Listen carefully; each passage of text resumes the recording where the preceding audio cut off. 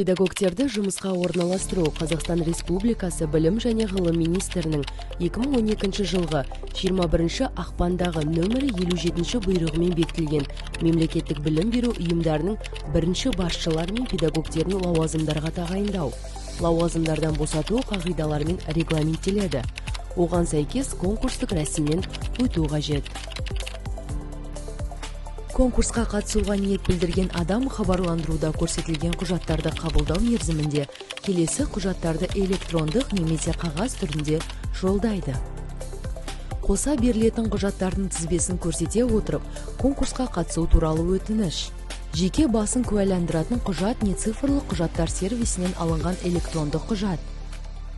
Кадрларды есепке алу бойынша толтырылған жеке іс парағы.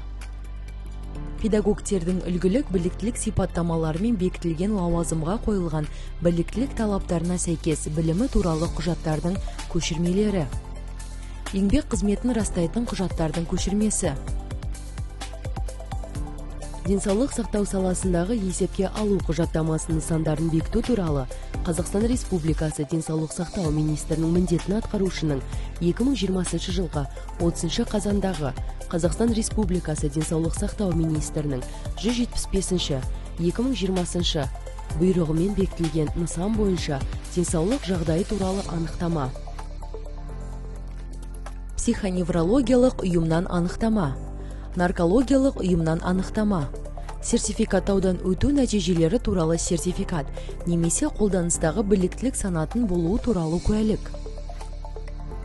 Ағылшын тілі педагогтері лауазымына орналасуға кандидаттар үшін пән бойынша сертификаттау нәтижелері туралы сертификаты, педагог-модератордың, педагог-сарапшының, педагог-зерттеушінің немесе педагог-шебердің біліктілік санатының болуы туралы куәлік, немесе СЭЛТА, PACE-A, PACE and Above, немесе IELTS 6,5 балл, немесе TOEFL сертификаты 60-65 балл.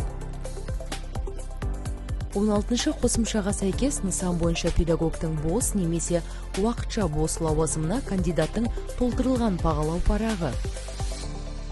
Тәжірибесі жоқ кандидаттың бейне презентациясы 10 минуттан кем немесе аспау керек. Сондай-ақ жақсы сапада түсірілу керек.